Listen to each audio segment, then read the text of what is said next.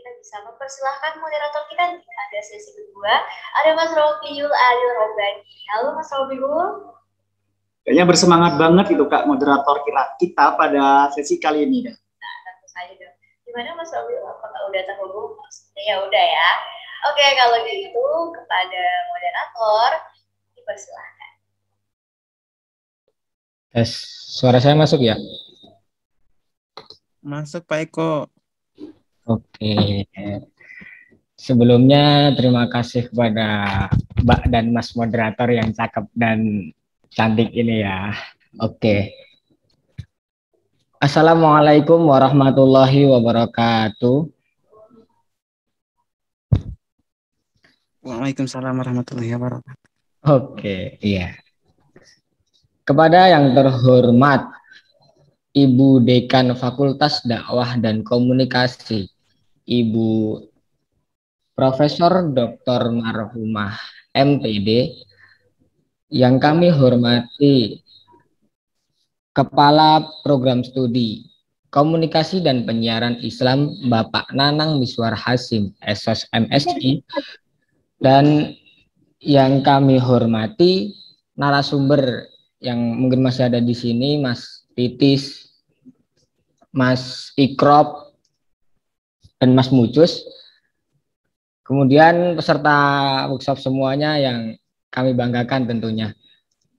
Oke, dalam sesi kedua ini saya Robiul Adil menjadi moderator dari materi yaitu clickbait dan cara menjual berita dan cara mudah membuat portal berita. Tapi sebelumnya nih saya beritakan kepada teman-teman bahwa Mas Syaiful Amrial Khoir yang seharusnya mengisi tentang cara mudah membuat portal berita kebetulan sekali ternyata tidak bisa hadir di tengah-tengah kita karena baru ada kegiatan lain yang tidak bisa ditinggalkan. Tapi beliau sudah menitipkan sebuah video kepada kami, kepada petugas, dipersilahkan.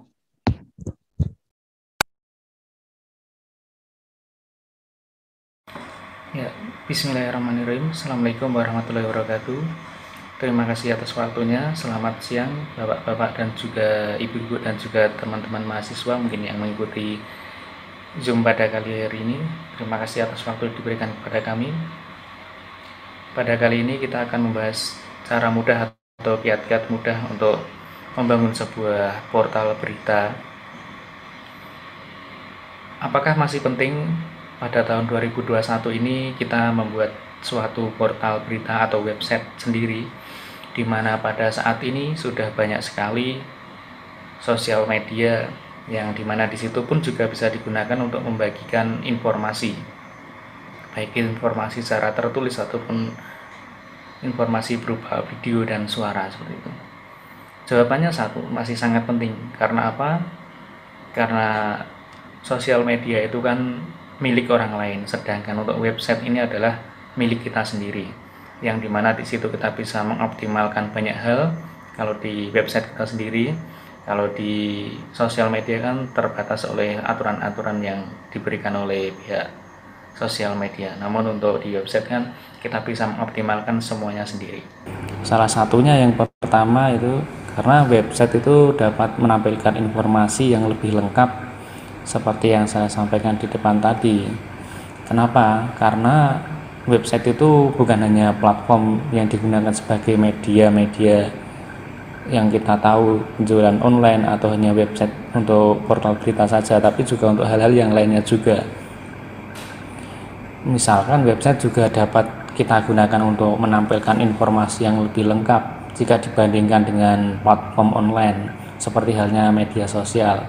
Tentu di website kita bisa banyak sekali mengoptimalkan hal-hal yang ingin kita optimalkan gitu. Dan untuk khususnya untuk portal berita seperti itu ya, berita yang disampaikan melalui website dibandingkan dengan berita yang disampaikan melalui sosial media itu pasti akan memiliki nilai atau value yang lebih ketika berita itu disampaikan melalui sebuah website seperti itu.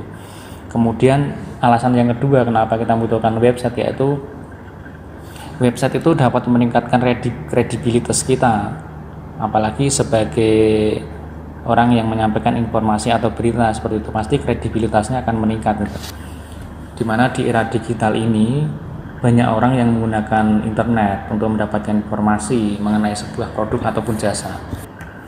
Website pun juga dikatakan sebagai media promosi yang efektif, karena teman-teman dapat ketahui bahwasanya website juga bekerja dengan efektif selama 24 jam penuh. Website kita pun juga bisa diakses dimanapun, kapanpun, oleh siapapun. Sebelum kita masuk ke pembuatan website, saya ingin mengenalkan teman-teman tool atau alat, salah satu alat yang digunakan untuk membuat website tanpa coding seperti itu ya, yaitu salah satunya adalah CMS. CMS itu sendiri adalah suatu singkatan dari Content Management System gitu ya. Itu adalah suatu sistem atau perangkat lunak yang biasa digunakan baik itu untuk mengatur atau membuat berbagai konten, atau membuat suatu tulisan, atau untuk mengelola suatu tulisan pada website, baik itu mungkin juga tidak hanya tulisan ya, juga dari sisi database-nya, kemudian tulisan teksnya ataupun suara dan juga gambar, itu nanti bisa dikelola oleh sistem CMS ini atau sistem Content Management System ini. Ilustrasinya itu kalau CMS itu nanti tinggal seperti PowerPoint seperti itulah. Kita mau menambahkan teks tinggal menarik, tarik dan drop. Kemudian kita mau menambahkan gambar ya kita tinggal insert, kita menambahkan suara ya tinggal insert, seperti itu. Jadi lebih mudah untuk dipelajari dan mudah untuk diimplementasikan. Jadi CMS itu tidak hanya ada satu. Jadi CMS itu tadi kan Content Management System. Nah, banyak perusahaan yang mengembangkan Content Management System itu, tidak hanya dari satu perusahaan saja itu, tapi ada banyak sekali itu. Ya salah satunya ini ada 9 yang di sini yang saya paparkan, tapi untuk semua keseluruhan itu ada puluhan. Ya di sini yang pertama atau yang sering orang gunakan itu yaitu WordPress itu ya. Ketika disebut WordPress itu mungkin teman-teman pun juga sudah familiar dengan CMS itu. Jadi WordPress itu adalah juga CMS yang digunakan banyak orang, yang digunakan untuk mengembangkan portal berita ataupun portal bisnis ataupun website-website yang lainnya seperti itu, teman. Nah, ketika kita akan membangun suatu website atau membangun suatu situs portal berita ataupun yang lainnya, tentunya kita perlu untuk menentukan tujuan awal kita itu mau membuat website seperti apa. Kemudian kita itu mau membuat website yang fungsinya untuk apa, seperti itu. Nah, itu di awal kita harus menentukan dahulu. Kita harus punya angan-angan dan juga punya gambaran gitu ya. Oke, setelah kita tadi menentukan tujuan dari website yang kita bangun, tidak kalah pentingnya juga kita menentukan nama dari website kita. Karena nama itu juga yang akan menjual dari website kita, yang akan diingat-ingat, yang akan ditulis oleh orang ataupun yang akan diangan-angan oleh orang, oh website ini gitu. Jadi nama suatu website itu perlu kita tentukan juga di awal. Setelah kita menentukan tujuannya, mau kita buat seperti apa, mau kita tujukan atau kita berikan kepada siapa website kita ini, mau ke publik yang seperti apa itu. Kemudian kita juga perlu menentukan nama websitenya juga gitu. Tentunya kita juga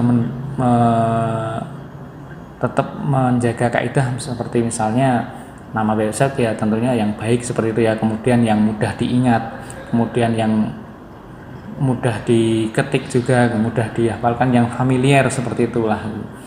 Mungkin yang kalau portal berita ya ada kata-kata beritanya atau ada kata-kata newsnya atau yang menyangkut tentang berita seperti itu. Jadi ketika orang mengetahui nama website kita itu sudah punya gambaran, oh website ini itu tentang seperti ini gitu. Jadi seperti itu memudahkan orang lain ketika mengenal website kita seperti itu, dan juga memudahkan orang lain untuk mengingat website kita. Jadi seperti itu teman-teman.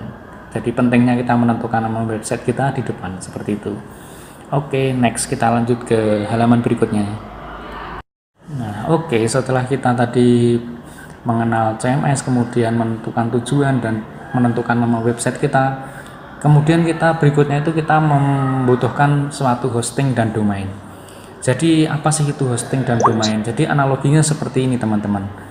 Di mana analogi hosting itu adalah suatu lahan di mana tempat website kita berada. Nah, kemudian domain itu apa? Jadi domain itu adalah lokasi atau nama website kita. Kalau rumah ya diibaratkan Jalan Tebet Tenggara nomor sekian, atau kilometer berapa, atau nanti RT berapa, atau nanti desa mana. Jadi itu seperti itulah, itu yang dikatakan sebagai domain ya. Berarti itu nama dari website kita yang sudah kita tentukan tadi di depannya. Kemudian kalau dianalogikan di dunia nyata, jadi website itu ibarat kata ya seperti kafe ya, jadi seperti bangunan itu sendiri gitu. Jadi bangunan itu nanti akan didatangi oleh orang-orang, yang akan dikunjungi oleh orang-orang, dan nanti akan mengambil apa yang ada di isi situ, isinya itu apa saja yang akan dinikmati oleh pengunjung, seperti itu. Ketika kita sudah berhasil hosting dan domain, nah itu nanti kan tugas kita selanjutnya atau pekerjaan kita selanjutnya itu kan mengelola halaman website kita, seperti itu ya. Nah di sini tadi setelah kita berhasil membeli hosting dan domain, nah di sini kita seperti yang saya tampilkan di presentasi, bahwasanya kita bisa langsung menuju ke halaman berikutnya yang diarahkan oleh situs tadi. Setelah kita berhasil membeli, nanti akan diarahkan ke sini. Kita akan diarahkan untuk menambahkan tema. Jadi tema itu layaknya gimana ya kalau kita analogikan ya sebagaimana halnya tema HP lah, seperti itu. Jadi ketika tema HP itu bisa kita ganti-ganti nanti temanya yang menjadi sesuai dengan keinginan kita, mungkin menjadi yang lucu, atau nanti yang lebih personal, atau nanti yang lebih serius, atau bagaimana, kan bisa kita ganti-ganti ya. Nah oke, setelah kita tadi memilih tema, kemudian langkah berikutnya untuk kita membangun website yaitu kita ke sini untuk mengelola komponen-komponen atau plugin-plugin yang sudah disediakan oleh penyedia jasa tadi, hostinger ataupun niaga hoster, Java hoster, dan lain sebagainya. Mereka biasanya sudah menyediakan template-template dan juga plugin seperti ini. Nah kemudian untuk berikutnya, setelah kita membahas tentang situs ini tadi, mari kita menuju ke halaman berikutnya, yakni tentang kelebihan ataupun perbandingan antara CMS dan juga website yang dibangun dengan secara framework atau secara manual dengan coding. Nah sebetulnya untuk perbedaan dari website yang berbasis CMS dan juga framework itu sebetulnya suatu perbedaan yang cukup mendasar ya. Karena ibarat kata yang framework itu semuanya kan murni dikerjakan menggunakan aplikasi-aplikasi yang digunakan untuk coding, seperti itu. Jadi seorang programmer harus membuat coding-codingnya mulai dari baris per baris, halaman per halaman, itu dicoding secara detail dan secara teliti. Tentunya itu dilakukan untuk mengerjakan proyek-proyek yang sudah expert, seperti itu ya, dilakukan oleh programmer yang expert atau programmer yang sudah ahli di dalam bidang web designer, seperti itu. Nah kemudian untuk pengembang website yang condong ke sederhana biasanya akan memilih CMS karena di situ menyediakan fitur-fitur yang cukup memudahkan. Jadi CMS ini kan suatu kerangka kerja manajemen konten yang didasarkan pada kemudahan, yang siapapun bisa menggunakan CMS ini, tidak memerlukan pengetahuan coding yang dibandingkan dengan framework. Kalau framework kan harus paham betul tentang coding, jadi nanti codingnya untuk menampilkan tulisan itu seperti apa, kalau mau mengubah tulisan menjadi warna ini untuk apa, itu kan kalau di framework harus hafal untuk coding-codingnya, seperti itu. Tapi kalau untuk CMS ini kan lebih sederhana. Namun begitu tentunya yang coding yang sulit itu pasti juga akan menghasilkan yang lebih bagus, seperti itu ya, karena di situ lebih detail dan lebih poin per poinnya itu bisa disesuaikan, betul-betul disesuaikan dengan keinginan dari si programmer, seperti itu. Jadi website itu mau dibikin sedetail apapun, semirip apapun dengan keinginan si programmer itu, ya pilihannya framework tadi atau decoding sendiri. Tapi jika untuk tampilan website yang dikatakan cukup sederhana, itu pun juga bisa memilih menggunakan CMS atau Content Management System ini tadi, teman-teman. Jadi seperti itu mungkin. Oke, untuk kali ini sudah sampai di akhir. Baik, kesimpulan dari apa yang saya sampaikan tadi, bahwasanya saya berharap teman-teman sekalian sudah bisa memahami bagaimana itu membuat suatu portal berita, bagaimana membuat suatu website tanpa dengan coding sama sekali, menggunakan CMS. Dan saya berharap juga teman-teman bisa mengembangkan diri juga atas pemaparan apa yang saya sampaikan tadi, serta saya juga berharap teman-teman juga paham apa itu hosting, apa itu domain, kemudian apa itu hal-hal yang terkait dengan website, dan juga membuat website secara mudah tanpa menggunakan coding sama sekali. Demikian apa yang bisa kami sampaikan. Terima kasih atas waktunya. Terima kasih sudah diizinkan untuk bergabung dengan Zoom kali ini. Terima kasih. Assalamualaikum warahmatullahi wabarakatuh. Waalaikumsalam. Oke, terima kasih kepada petugas yang telah menampilkan video. Wah, beruntung sekali ya teman-teman buat yang masih hadir di Zoom ini dan yang masih memperhatikan sampai kali ini, karena tadi Mas Saiful itu telah sedikit menjelaskan tentang bagaimana cara membuat portal berita, bagaimana perbedaannya, terus hal-hal yang terkait dengan itu. Mungkin teman-teman tadi juga bertanya ya, siapa sih Mas Saiful ini gitu, kok bisa-bisanya menyampaikan hal seperti itu gitu kan. Nah, Mas Saiful ini, beliau itu telah melanglang buana gitu di bidang per-IT-an gitu kan. Jadi beliau itu lulusan S1 dan S2 itu di jurusan Teknik Informatika. Di 2010 lulus sarjana dari Universitas Muhammadiyah Surakarta. Untuk magisternya dia 2018 di Universitas Ahmad Dahlan gitu. Untuk pengalaman kerja beliau sudah dari tahun 2016 nih otak-atik IT. Beliau ada di BMT Insan Mandiri sebagai koordinator bidang IT. Bahkan hingga 2022 sekarang ini beliau masih menjadi dosen walaupun tidak tetap di Universitas Muhammadiyah Karanganyar dalam prodi bisnis digital gitu. Oke, langsung saja ya ke materi selanjutnya tentang clickbait dan cara menjual berita gitu kan. Teman-teman kan di sini udah tahu, tadi juga udah sempat disinggung di sesi pertama bagaimana clickbait dan lain sebagainya, bahkan marketing, cara menjual berita itu bagaimana gitu kan, udah banyak dijelaskan. Tapi kita akan lebih mendalam lagi nih tentang clickbait. Yang kita tahu ada juga nih di Tribun Jogja yang saya lihat tadi, salah satu contoh clickbait itu ini 8,8 juta pekerja bakal dapat subsidi gaji bulan ini, siapa saja yang menerima. Nah, itu kan kayak ibaratnya bikin orang pengen ngeklik gitu kan. Terus di sini sudah kita undang juga Mas Ikrop yang ada di tengah-tengah kita gitu kan. Beliau ini sekarang seorang jurnalis juga di Tribun Jogja yang udah 12 tahun kerja sebagai wartawan gitu. Saat ini beliau menjabat sebagai digital manager di tribunjogja.com. Terus pengalaman tentang teknik penulisan berita, pengelolaan website, pengelolaan media sosial, YouTube, dan analisis data itu udah nggak diragukan lagi lah. Karena dari 2009 beliau itu sampai 2010 bekerja di Harian Umum Joglo Semar sebagai jurnalis rubrik kesehatan. Kemudian 3 tahun setelahnya udah mulai di Tribun Jogja sebagai jurnalis tugas di Solo Raya gitu. Itu ya teman-teman sedikit tentang Mas Ikrop. Mungkin langsung saja Mas Ikrop bisa di-on-kan mic-nya. Halo Mas Ikrop. Cek. Halo, ya, terdengar? Mas. Oke, masuk. Ya, terima kasih. Iya. Gimana nih Mas Ikrop? Saya lihat di Instagramnya kayaknya baru sibuk-sibuk sekali ini kayaknya. Baru ngulik-ngulik kuliner, jalan-jalan, kayak gitu ya Mas?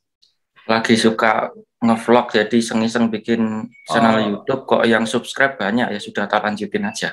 Oke, sekedar informasi ya peserta semuanya, di sini tuh Mas Ikrop itu punya Instagram nih, Ikrop_Didik. Di sana itu beliau juga menuliskan bahwa emang ya itu hobinya jalan-jalan, hobinya tentang kulineran gitu-gitu. Terus YouTube-nya itu Ikrop Didik Channel, nanti teman-teman bisa lihat ya di sana gitu.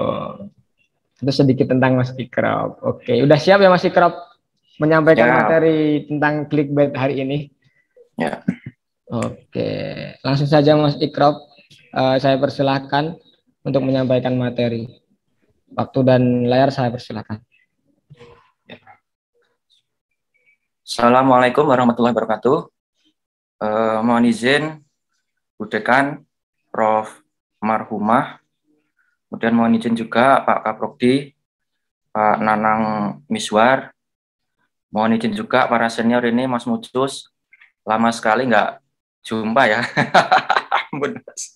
Mas Mucus ini guru saya waktu saya masih tugas di Solo, jadi kalau liputan itu sering ngintil itu bahasa Indonesia nih, sering ikut beliau kemana gitu, karena saya kurang begitu menguasai medan di Solo Raya waktu itu. Mas Idris mohon izin juga, Mas Idris ini sering bareng-bareng di AMSI DIY, organisasi wadah portal online di daerah istimewa Yogyakarta. Saya share screen ya, moderator. Iya, boleh. Silakan Mas Ikrop.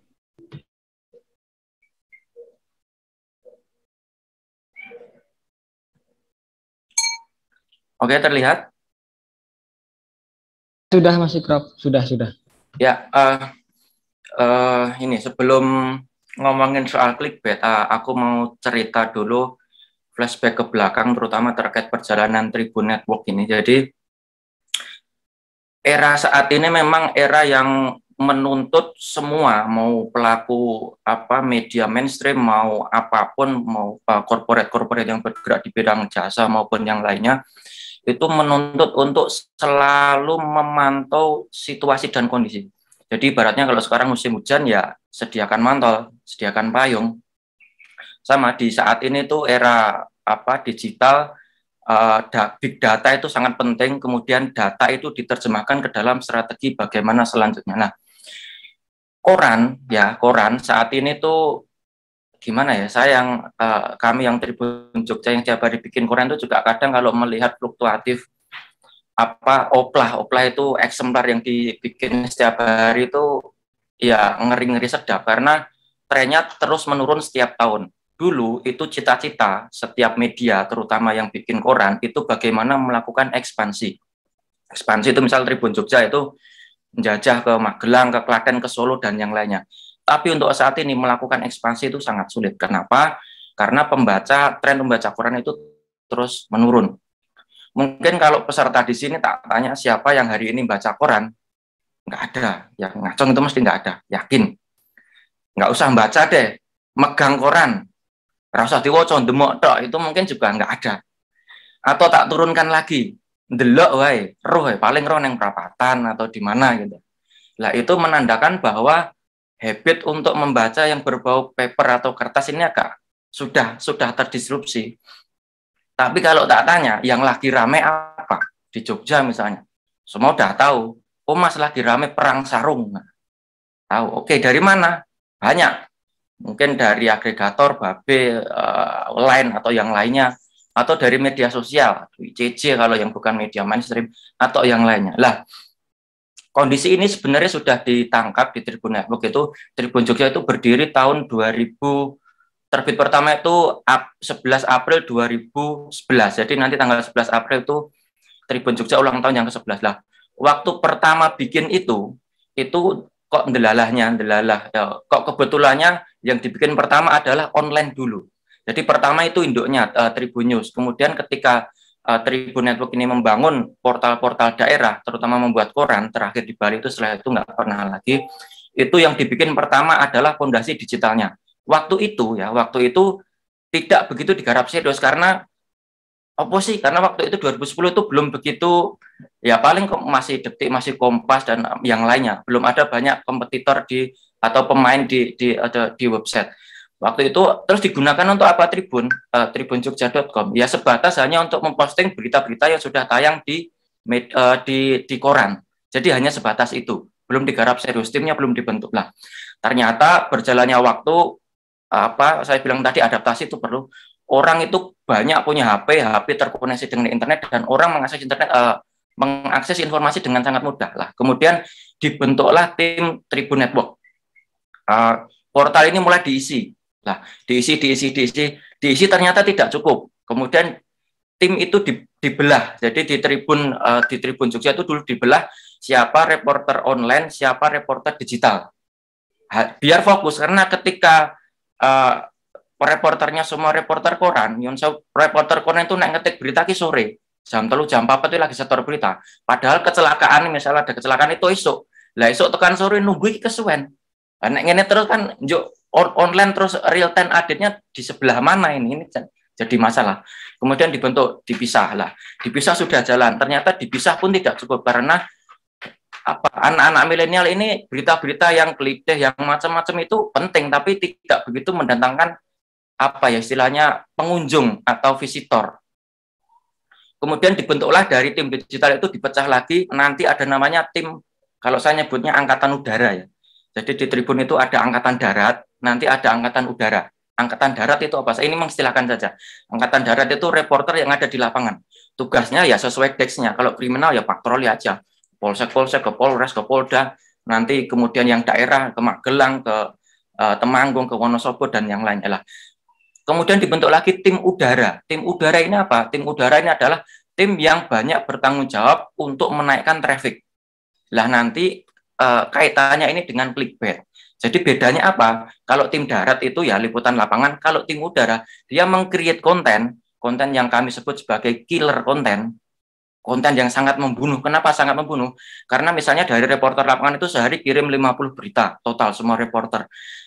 Kalau tim serangan udara ini sehari mungkin hanya 5, tapi dari 5 itu bisa menghasilkan traffic ratusan ribu sampai jutaan. Loh, kenapa begitu? Karena memang ini didesain kontennya. Ini nanti kaitannya dengan clickbait. Oke. Nyambung ya. Jadi biar nanti tadi kan sudah disinggung. Ini wartawan itu gimana apa-apa. Nah, di bawah nanti ada reporter kreatif, ada reporter lapangan. Di Tribun Jogja seperti itu pembagiannya. Lah, clickbait. Nah, saya bilang begini.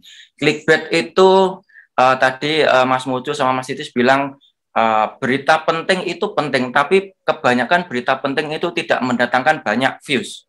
Kenapa? Kalau kamu misalnya ada klite satu orang anak anggota DPRD jadi korban, mungkin itu biasa-biasa saja. Ya penting, tapi tidak terlalu mendesak untuk diklik. Tapi kalau tak suguhi berita misalnya bukber di hotel bayar 50.000 makan sepuasnya. Lah ini anak-anak milenial, kamu mahasiswa yang sukanya ngonten atau selfie di hotel, kemudian makan enak, kemudian pamer menu, ini mesti tertarik. Lah disinilah sisi pembedanya, mana yang harus di jalur news, mana yang harus di jalur saya sebutnya mungkin berita receh ya. Lah celakanya saat ini yang paling banyak diklik atau dikonsumsi oleh internet user adalah berita-berita yang sifatnya receh-receh seperti ini. Nah, untuk membuat berita receh ini, salah satu yang digunakan adalah clickbait. Nah, clickbait ini apa? Ibaratnya kalau teman-teman itu misalnya ya, kompetisi di digital itu banyak sekali. Ini muncul lagi misalnya Sunan Kalijaga News ya. Kalijaga News ini mau bermain di genre mana? Di Jogja ini banyak sekali genrenya. Ada yang murni news, ada yang murni kos-kosan, ada yang murni traveling, ada yang murni milenial, ada yang murni macam-macam, seabrek lah. Kompetitornya banyak. Kalau teman-teman tidak bisa menyuguhkan sesuatu yang menarik di etalase, ini nanti akan ditinggalkan. Lah, mungkin kalau Detik itu sudah secara brand sudah kuat ya. Jadi kalau apapun, ada peristiwa apapun, mesti patokannya Detik, karena memang Detik. Mungkin kalau mau bikin kompetitor Detik itu yang lebih cepat dari Detik itu apa? Mungkin itu untuk menaklukkan ya. Ada nggak yang lebih cepat dari Detik itu? Karena sampai sekarang belum nemu. Lah, karena kompetitor banyak, ibaratnya teman-teman punya toko. Toko itu akan ada etalase. Etalase itu ada barang yang dipajang. Ya, barang yang dipajang itu makanya harus yang paling menarik. Lah, clickbait ini bagaimana mengemas judul, mengemas gambar, kemudian mengemas teaser, agar orang ketika nonton itu menjadi klik. Nah, kenapa menjadi klik ini? Jadi orang nulis dikemas menjadi clickbait. Clickbait itu untuk apa sih? Inilah. Kenapa sih harus ada clickbait? Sama saja teman-teman punya toko, Punya toko itu kalau ada yang nggak ada yang beli, itu ya rapayu daganganmu mambu. Sama ketika teman-teman membuat berita, kemudian berita itu tidak ada yang baca, itu jadi masalah. Karena nggak ada yang mengunjungi. Jadi clickbait itu sebenarnya untuk menarik pengunjung biar banyak yang datang. Kemudian nanti ada istilahnya, ada page views, ada unique visitor, ada macam-macam, ada bounce rate, ada macam-macam. Istilahnya harus teman-teman tahu dasarnya ketika teman-teman menjadi konten kreator yang membuat konten seperti ini. Nah, dari pengunjung ini kemudian menghasilkan klik ya. Cara bodohnya begini, ada namanya CPM, cost per million, ada namanya CTR, itu perbandingan antara macam-macam. Jadi contohnya begini, cara bodohnya ya. Teman-teman, ini cara kerjanya sama dengan di YouTube. Teman-teman kalau bikin yang punya channel ya, misalnya bikin buka bersama di Masjid Nurul Asin Deresan misalnya. Yang nonton itu misalnya 100.000. 100.000 itu ada nanti namanya CPM. 100.000 kan berarti ada orang yang ngeklik 100.000 kali. Kalau satu CPM itu misalnya, CPM itu per 1.000 klik ya. Per 1.000 klik itu teman-teman dapat $1 misalnya. Berarti kan $1 dikalikan sekian ribu klik tadi. Nah, itu menjadi rupiah. Sama ketika bergerak di bidang website atau jenengan mengelola portal, itu yang dicari adalah kliknya. Semakin banyak klik, semakin banyak revenue. Artinya semakin sehat perusahaan Anda, karena bisa untuk menggaji, bisa untuk operasional, bayar listrik, bisa untuk operasional, bayar internet, dan yang lainnya. Ketika tidak ada ini ya masalah, karena yuk kongen dimasak pemodal suruh nombok, terus ini kan nggak bagus juga, suruh bayari tiap bulan gajian sementara revenue-nya nggak ada.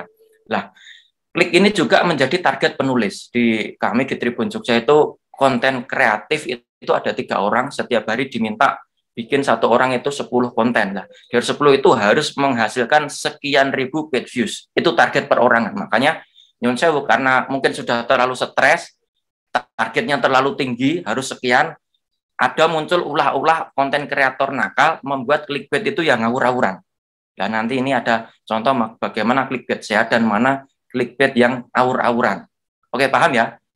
Berita, reporter bikin konten untuk menghasilkan page view, karena konten itu harus ada yang harus istilahnya mengganggu mata ya. Orang delok kuwi langsung penasaran pengen klik. Dari klik itu menjadi revenue. Lanjutlah. Ini opini saya, karena beberapa saya kalau ngisi seperti ini tuh sering orang clickbait itu salah, clickbait itu dosa. Tapi ibaratnya pisau itu menjadi barang buruk, bisa menjadi barang yang baik kalau siapa tergantung penggunanya. Bagi saya clickbait itu sah-sah saja, silahkan. Karena kalau kamu bikin konten kemudian tidak ada yang baca, tidak terdistribusi, tidak dikemas sebaik mungkin, eman-eman. Bos saya, CEO saya itu selalu bilang, Tuhan itu benci pekerjaan yang sia-sia. Sudah ngetiknya susah, sudah nyari bahannya susah, sudah nyari idenya susah, kemudian dipublish begitu saja, tidak istilahnya dimonetisasi. Kalau bahasa kerennya, nek bahasa saya paling ben gampang ya, nek orang mbok micini, nek orang mbok kecapi, itu ya hambar. Kontenmu itu hambar, nggak ada yang tertarik. Clickbait sah saja, tapi konten tentu harus yang berkualitas. Berkualitas artinya teman-teman tentu sudah melihat media sana sini ini itu mengemas konten, mengemas judul seatraktif mungkin. Ya, saya sebut atraktif karena petakilan iki wis gak karuan ke lho. Wis isinya opo, judulnya opo, fotonya opo, gak nyambung, wis ngalor ngidul kan. Itu terlalu atraktif. Nah, kalau saya tentu seperti itu nggak sepakat. Clickbait itu harus berkualitas, harus relevan dengan isi artikel. Karena teman-teman misalnya dulu era dulu itu judul yang paling familiar itu wow, mengejutkan, mengenyutkan, mengerikan. Tapi ketika dibaca dari awal sampai akhir itu mengerikannya di sebelah mana itu nggak nemu. Ya kan sering kan mengerikan, kecelakaan antara apa itu ngendi mengerikan, perasaan biasa mek nabrak opo gitu, nggak ada mengerikannya sama sekali. Nah itu saya nggak sepakat. Tapi kalau memang itu mengerikan kemudian dikemas mengerikan ya nggak masalah, artinya relevan sesuai dengan isi dan tidak menipu. Nah, ini saya sarankan kalau teman-teman nanti meng-create sebuah konten. Nah, kembali ke reporter tadi ya. Jadi saya sering menerima reporter baru. Dari UIN itu di Tribun Jogja ada beberapa. Dan mungkin kalau kakak tingkat teman-teman ada yang kenal namanya Aco, Ahmad Syarifuddin. Maya dulu ada juga terus keluar, nggak tahu sekarang di mana. Dari UIN itu lumayan SDM-nya. Secara fighting mereka cocok untuk lapangan. Lah kalau ada reporter baru, rata-rata anak-anak milenial seperti ini yang muda, cita-citanya kaya raya, yang cita-citanya kerja nggak perlu ngantor, pakai celana kolor bisa di mana saja, itu rata-rata pilihannya adalah menjadi konten kreator. Ada reporter ngamar dari kampus mana? Kampus A. Spekmu apa? Saya bisa nulis saya ini, saya ini. Mau nggak lah reporter lapangan? Nggak mau mas, saya maunya jadi konten kreator saja. Lah kenapa? Panas lah. Anak-anak zaman sekarang itu kena panas sih watuk. Ini mungkin karena Mas Titis bilang tadi kebanyakan di rumah, jarang di luar. Kalau slang kan kebanyakan di luar, jarang di rumah kan. Kebanyakan di jalan, jarang di rumah kan. Lagunya slang itu kan yang seperti itu. Nah, ya era saat ini seperti makanya kalau ada lowongan konten kreator itu yang daftar banyak sekali. Mungkin salah satu teman-teman jadi cita-citanya seperti itu. Beruntungnya saya itu terlahir ketika era-era konten kreator ini belum begitu booming. Saya masih merasakan bagaimana ketatnya jurnalisme bahwa liputan lapangan itu harus menemukan narasumber primer. Nek kecelakaan sopo yo kuwi sing mbok wawancara, nek perlu sing mati kuwi nek iso mbok gugah wawancaranan. Itu dilatih seperti eksimnya untuk mencari data. Kalau sekarang enggak, media sosial lagi rame apa, postingan itu disebutkan menjadi sebuah kalimat, kemudian diposting menjadi konten. Nah, saya sisi jurnalismenya di mana? Nggak ada. Saya nggak sepakat seperti itu. Ya harus ada, misalnya postingan rame apa, ya cari itu yang posting siapa, wawancara, bener apa enggak. Jangan-jangan nanti hoax. Dia posting apa, sudah dibuat, nggak konfirmasi, ternyata beritanya salah, atau postingannya nggak benar. Nah, ini jadi masalah. Oke, ini. Kalau teman-teman cita-cita jadi kreator atau punya blog, kemudian tulisanmu kok rano sing ngeklik, jangan-jangan salah di penjudulan atau cara mengemas sebuah konten. Untuk mengemas sebuah konten biar menjadi menarik, ya ini saya tim pasukan udara saya biasanya ini konten cari yang paling menarik.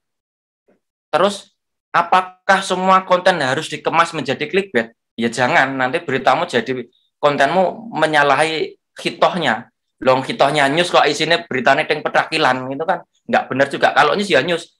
Kok kalau persentase berapa ya? Misalnya tribunjogja.com mungkin 70% news lapangan, 30% konten kreatif ini atau konten killer seperti ini. Nah, biasanya tim saya minta ada apa hari ini. Jadi untuk menjadi konten kreator kamu harus tahu apa yang sedang ramai saat ini. Itu wajib. Nggak boleh nggak. Ibaratnya kalau mau melempar jala, kamu harus tahu kira-kira posisi ikan itu di mana. Ibaratnya ikan itu pembaca. Jangan-jangan ikannya lagi di posisi utara, kamu lemparnya di selatan. Ya kosong, nggak ada. Lah terus yang dicari itu, ikan itu apa? Makanan. Ya makanan itu apa? Biasanya yang paling gampang toolsnya ya kalau di Google itu apa ya? Google Trends. Yang lagi ramai hari ini Google Trends apa sih? Oh ternyata kata kunci kelinting. Oke, tim meng-create kata kunci kelinting. Apa dikombinasi dengan hasil reporter di lapangan, data-data yang ada dibikin di create. Atau yang lagi saat ini yang suka K-pop, Big Bang lagi ngeluarin, kok ngerti mas? Oh iya, saya tak pantau soalnya. Big Bang lagi ngeluarin single baru setelah sekian lama, Vakum, bikin liriknya kayak lirik dan terjemahannya kayak lokais, terserah, sekreatif mungkin, namanya juga konten kreator kan. Apa? Kemudian dicari angle yang paling menarik dari semua isi itu.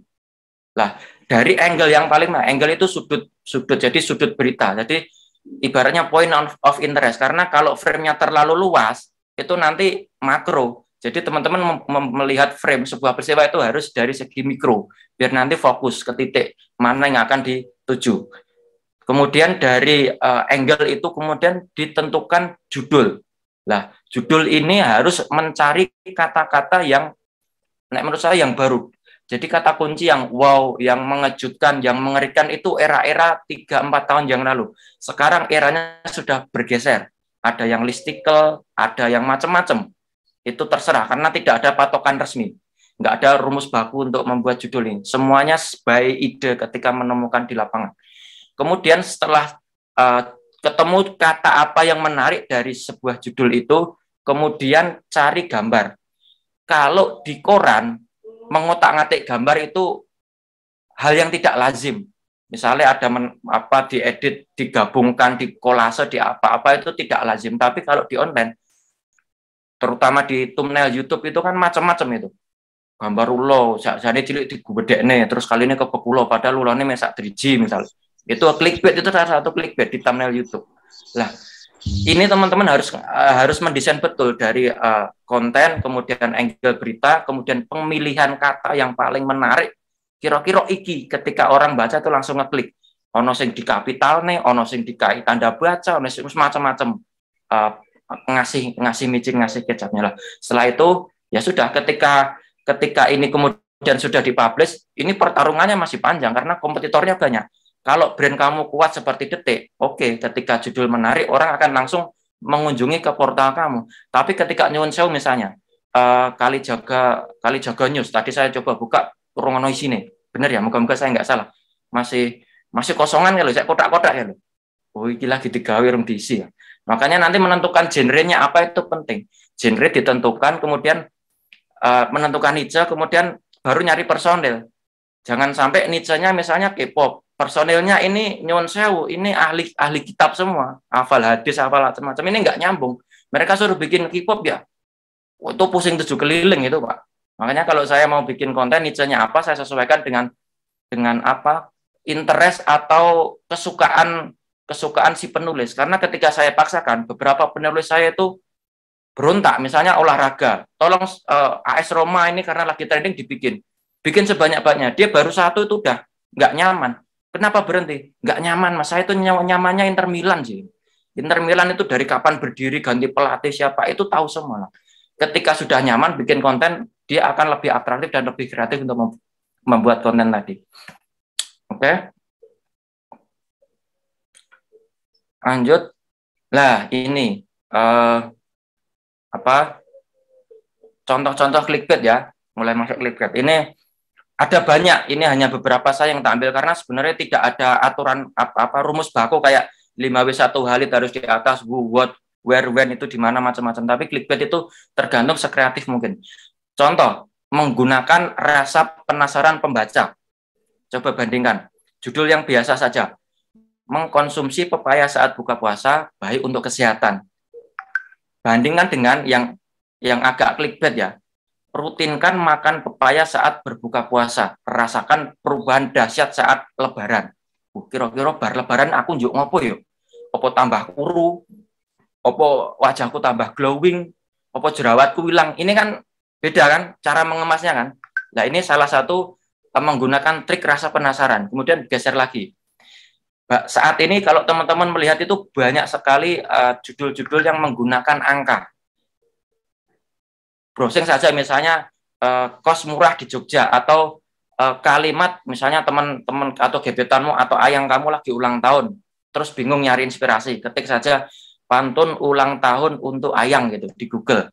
Nanti akan muncul ada yang ekstrim 500 pantun loh, sampai 500 yuk, ke site banget ya singgawi. Reporter saya tuh 10-20 aja udah nggak karuan, dia sampai 500 lah. Semakin banyak angka ini biasanya semakin menarik. Contoh seperti ini.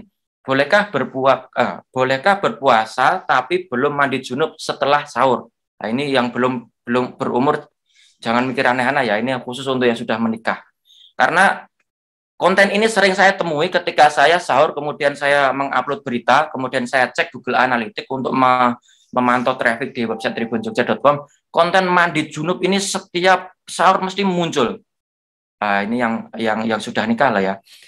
Bedakan dengan misalnya 20 pertanyaan seputar mandi junub setelah berhubungan suami istri sebelum sahur. Awas puasamu batal lah. Ini misalnya menggunakan pilihan kata awas puasamu batal. Ini kan mengerikan. Saya sudah capek-capek puasa, lapar, haus, dan macam-macam. Posoku batal goro-goro soal mandi junub saya nggak ngerti atau yang salah.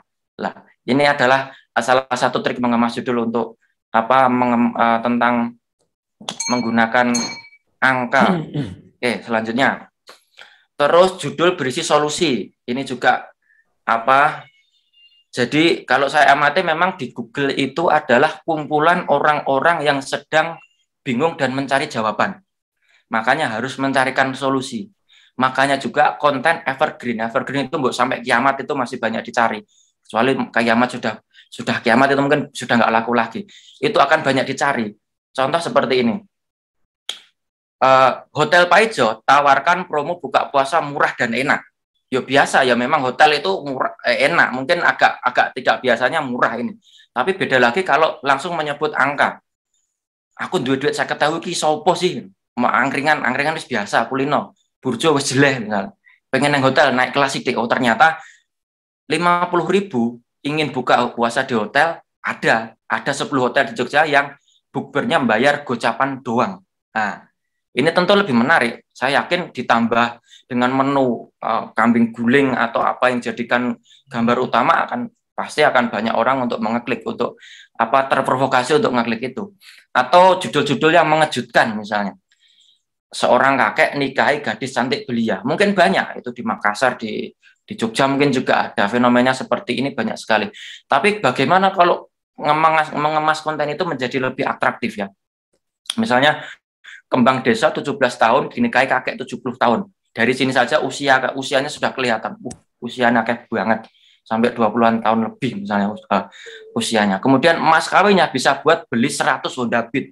Wis bayang nih, kamu tak ajak membayangkan 100 Honda Beat nak diparkir nang omah ki njuk nang ngendi nang kebon-kebone tonggo mungkin. Lah seperti ini. Ini salah satu mengemas judul. Tapi saya sarankan lagi tidak semua harus naik portal news muisi ngene kita ubah.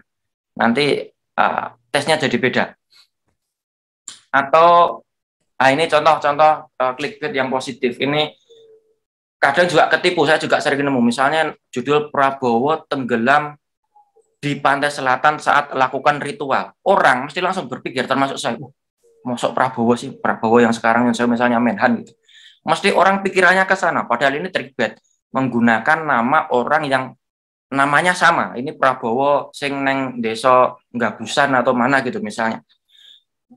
Tapi ini mengecoh, tapi menurut saya tidak direkomendasikan.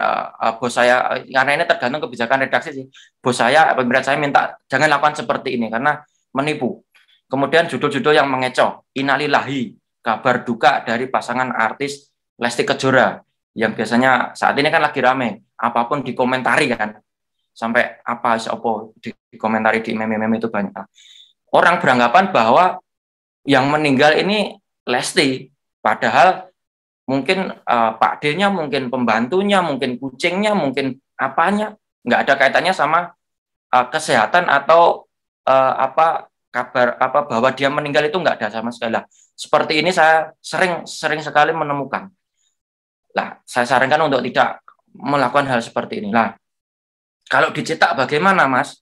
Kalau dicetak saya menemukan dulu ini nggak tahu, kayaknya sudah nggak ada koran seperti ini. Ini koran-koran lampu merah. Jadi saya juga niru bagaimana dia ini judulnya atraktif banget loh. Pak Tani ngeracunin keong sawah bales ngeracunin Pak Tani. Si keong sawah mati, Pak Tani juga innalillahi. Jadi dalam satu judul ini kalau di CMS kami di Tribun Jogja nggak cukup karena kami hanya 150 karakter. Ini nggak cukup. Tapi bagaimana mengemasnya ini? Coba teman-teman. Ini sebenarnya kalau disingkatkan kan, Pak Tani mungkin keracunan keong di sawah karena keong itu mengandung pestisida. Sebenarnya bahasa kalau disederhanakan seperti itu. Tapi ketika dikemas menjadi atraktif, jadi seperti ini, orang menjadi tergelitik untuk selanjutnya membaca. Atau sebelahnya misalnya, cowok UI nginep di apartemen pacar. Pagi-pagi ibu pacar datang. Takut ketahuan jadi Spiderman. Kabur lewat balkon, kepleset jatuh dari lantai 11. Ini gampangannya nek disederhanakan kan, ono cowok mahasiswa bukan suami istri nginep, kemudian digerebek ibunya si pacar ini, kemudian dia lari lompat dari balkon lantai 11 terus mati.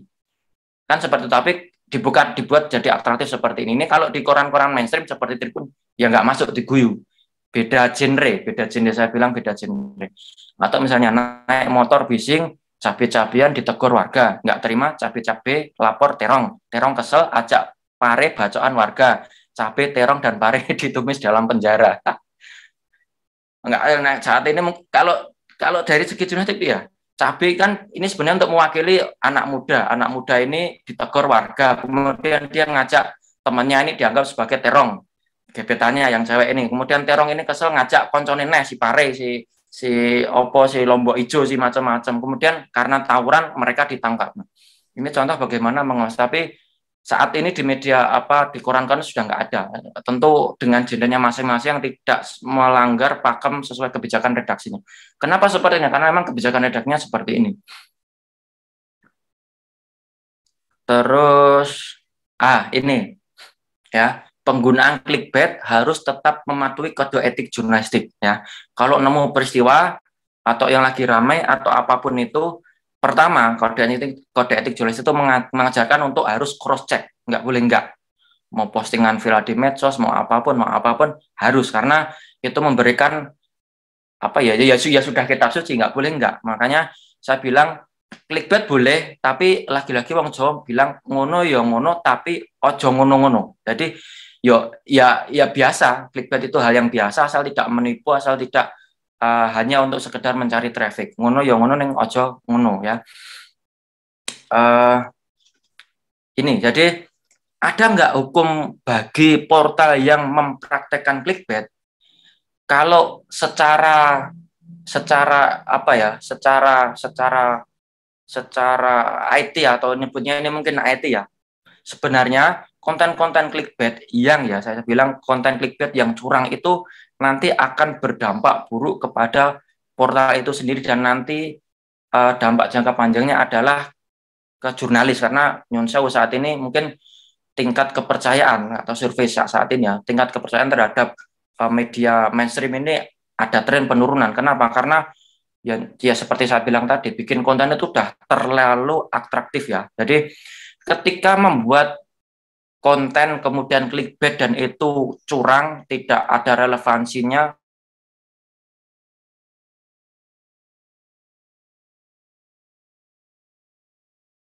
jadi nanti mesin Google atau alat ukur mereka nanti akan muncul, jadi akan muncul bahwa apa ya, gini aja gampangnya, Google itu punya alat untuk mengukur user experience. Jadi ketika kamu buka sebuah portal atau sebuah berita, itu akan diukur berapa lama, kemudian nonton scrollnya berapa paragraf, itu akan diukur lah. Ketika konten itu tidak menarik, orang akan berhenti di paragraf berapa, kemudian sudah kecewa, kemudian dia pergi, waktu kunjungannya hanya berapa detik, itu bounce rate-nya akan tinggi. Jadi rasio pentalan, hal yang sangat dihindari oleh semua publisher, terutama website, adalah bounce rate, karena ketika bounce rate tinggi, ranking di Google ini akan turun. Nah, kemudian kunjungan situs rendah, ya. Konten yang awur-awuran itu ya, seperti saya bilang tadi, mungkin hanya screening aja, karena tidak menarik, hanya berapa detik, kemudian dia pergi. Ini kunjungannya akan rendah lah. Dalam satu hari, nanti misalnya Google Analytics itu dia akan menghitung, oh ternyata kunjungannya hanya 1 menit. 1 menit itu buruk sekali. Harusnya idealnya 2 menit atau 3 menit. Syukur-syukur bisa 4-5 menit. Jadi berlama-lama di website itu akan semakin bagus. Efeknya apa? Iklan akan semakin banyak muncul. Mungkin akan berganti iklan apa. Nah, kemudian selanjutnya adalah clickbait yang curang atau yang tidak sesuai kaidah jurnalistik, itu akan merusak citra jurnalisme. Ya, kalau beberapa diskusi dengan media-media di Jogja itu ya, citra jurnalis, citra portal-portal itu rusak karena beberapa portal hanya memburu traffic, tidak mengutamakan kualitas jurnalismenya. Ya sudah, nanti lama-lama kan ya akan runtuh. Kalau teman-teman lihat diskusi antara Wisnu Nugroho, Pimretnya Kompas.com dengan Dahlan Iskan, itu di Beginu kalau nggak salah. Dahlan Iskan bilang menantang nih sama Mas Wisnu, Mas berani nggak? Anda kan tahu jurnalisme saat ini tuh jurnalisme ya kondisinya seperti ini. Bagaimana memburu traffic, bagaimana cepat, kemudian kualitasnya jadi kurang, kemudian bla bla bla. Terus berani nggak Mas? Tantang Dahlan Iskan. Kalau kita membuat jurnalisme yang level tertinggi, jadi membuat produk yang memang itu kasta jurnalisme tertinggi. Apa jawabannya? Karena era saat ini yang lagi ramai seperti ini ya mungkin itu susah, kata Mas Wisnu. Nah, terus Dahlan Iskan bilang, oke, kalau memang kondisinya seperti itu, kita tunggu bagaimana rusaknya jurnalisme karena ugal-ugalan ini kemudian dibangun ulang dengan tatanan atau pondasi yang lebih bagus. Nah, konon seperti ini, nggak tahu yang lebih senior, tapi ini tak pikir-pikir benar juga, karena orang misalnya lebih percaya media sosial daripada media mainstream, padahal kami itu bekerja itu harus kesana kesini nyari narasumber, itu juga hal yang susah. Kemudian percaya orang yang hanya sekedar share saja tidak tahu apa kebenarannya itu seperti apa. Nah, yang paling ditakutkan adalah ketika ini peringkat Google ini jadi turun. Jadi nanti misalnya Kali Jogo News ini sudah banyak konten, kemudian kan sering ngamati tuh peringkat Alexa-nya berapa lah. Ketika apa bounce rate-nya rendah di angka 30% atau 20% syukur, kemudian kunjungan situsnya di angka 3 menit, 4 menit syukur-syukur, kemudian jurnalismenya bagus, secara ranking Google ini akan bagus, akan meningkat ya.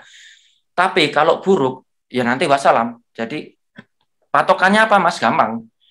Kalau kamu bikin konten, misalnya kamu reporter kreatif Tribun Jogja, kamu bikin konten tentang BTS, kemudian kamu ketik judul yang kamu bikin tadi yang sudah dipublish, kok tidak muncul di Google, itu ada masalah dengan, bisa jadi dengan kontenmu atau dengan peringkat atau dengan websitenya. Karena kalau ngomongin pengelolaan portal media itu harus duet maut antara IT yang menyiapkan perangkatnya, apakah ini support AMP, apakah ini support mobile, apakah ini kecepatannya sekian-sekian, itu kan AMP. Dan nanti yang sisi konten itu adalah tim redaksinya. Bagaimana mengemas konten yang menarik. Jangan-jangan kontennya menarik tapi secara IT-nya buruk ya. Ya sampai kejum bikin konten ya ini akan percuma. Kenapa sekarang memburu banyak orang berburu atau berlomba-lomba menjadi ranking pertama di Google. Syukur-syukur snippet atau zero page itu yang paling atas, itu yang paling banyak dicari. Karena kalau sudah zero page itu akan lama sekali, sulit tergusur. Karena era saat ini search engine yang paling populer digunakan adalah Google. Dulu waktu saya kuliah 2005 itu Yahoo. Yahoo kemudian tidak bisa beradaptasi, muncul Google. Lah saat ini adalah Google. Makanya ada apa ya? Ada ungkapan nek kowe ora ono ning Google berarti kowe ora ono. Kenapa? Ya memang seperti itu. Mungkin bagi portal yang sudah secara brand sudah kuat, Google ini tidak begitu penting, kecuali dia ingin menambah ekspansi kliknya, page view-nya biar berlipat-lipat, itu tentu akan bermain dengan SEO ini ya. Tapi kalau tidak ya konten apapun orang mesti akan merujuk ke kontenmu. Lah. Mungkin kalau saran saya bisa ngamati membayangkan kalau misalnya Kali Jogo News seperti yang dibilang Mas Mucus tadi, akan lebih bagus, lebih relevan ketika menggunakan sumber daya yang ada di UIN itu sebagai perangkat untuk mengisi konten. Contoh, di UIN ini kan banyak sekali pakar. Profesor, doktor, bidang agama, bidang fikih, bidang usul, macam-macam. Ekonomi juga ada, komplit semua lah. Untuk portal yang bergenre agama, kalau saya sering ngamati yang menguasai SEO itu adalah NU Online. Atau Rumayo itu yang di Solo kalau nggak salah. Itu ngetik apapun, misalnya niat puasa, niat apa, itu penguasanya NU. Kenapa? NU banyak kiai, betul. Secara gender dia betul mendesain bagaimana portal ini didesain. NU banyak kiai, banyak tokoh, paham tentang agama, kemudian kontennya tentang how to atau berisi tentang guiding. Nah, ya terserah nanti bagaimana, tapi nanti ketika saya pikir kalau Kali Jogo News ini menggunakan semua perangkat yang ada di UIN kemudian dikemas menjadi sebuah konten, saya yakin akan menjadi sebuah portal yang sangat-sangat kredibel dan relevan. Mungkin akan menjadi rujukan banyak media, karena tentu kalau kami nulis di media mainstream kan butuh narasumber bisa langsung atau misalnya ngutip dari portalnya. Nah, itu mungkin yang bisa di-create nanti untuk kedepannya. Oke, sudah cukup. Mungkin ini yang saya sampaikan. Semoga bisa memberi gambaran terkait dengan clickbait yang saya kasih materi tadi. Terima kasih, saya kembalikan ke moderator. Baik. Oke, terima kasih Mas Ikro. Untuk setelah ini kami akan mengadakan sesi tanya jawab ya. Jadi silahkan mulai dari sekarang disiapkan buat peserta workshop semuanya. Kalau ada pertanyaan boleh langsung on mic atau langsung tulis di kolom chat gitu ya. Sambil menunggu nih Mas Ikro. Ini tadi kan banyak nih yang udah disampaikan sama Mas Ikro. Saya lihat ini bukan clickbait yang atraktif, tapi Mas Ikropnya juga atraktif ini tadi dalam menjelaskan Mas Ikro. Gak pada tidur loh ini. Ya kayak dulu. Iya. Ayo peserta-peserta ditungguin Mas Ikrab untuk bertanya. Ini Mas Rizky udah muncul di layar. Apakah Mas Rizky mau bertanya juga?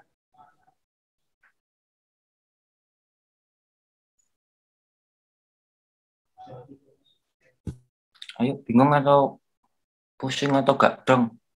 Kalau orang menjelaskan, kemudian nggak ada yang tanya, itu kemungkinan saya salah dalam menjelaskan, atau yang kedua, jenengan yang nggak paham. Nah, itu simpulkan sendiri.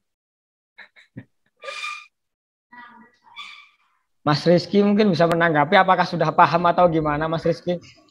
Oh, paham. Saya belum mau nanya, nanti aja. Yang lain dulu. Oke. Saya tanyakan kembali kepada audiens, apakah ada yang mau bertanya?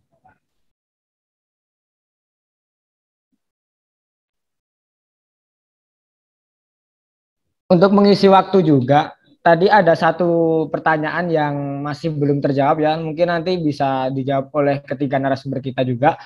Di sini ada Ahmad Bisri Abdullah yang bertanya, tadi kan sudah disebutkan bahwa kebutuhan masyarakat akan konsumsi medsos begitu tinggi, terutama di TikTok dan Reels. Pertanyaannya, selain di web Brilionet, apa saja strategi komunikasi dalam penyampaian informasi pada platform media sosial yang sedang hits?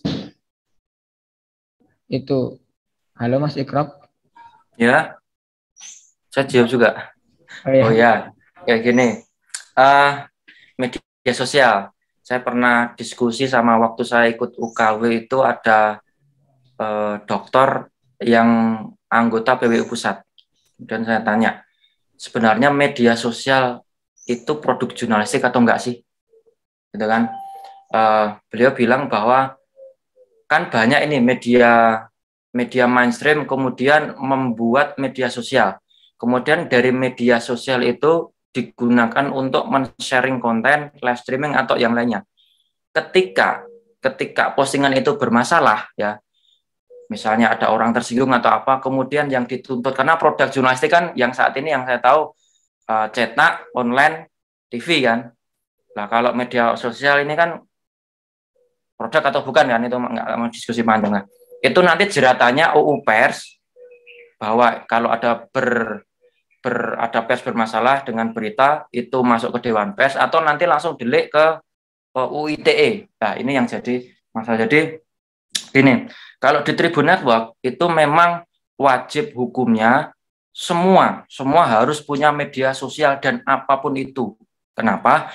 Karena disitulah tempat berkumpulnya orang atau netizen kita menyebutnya.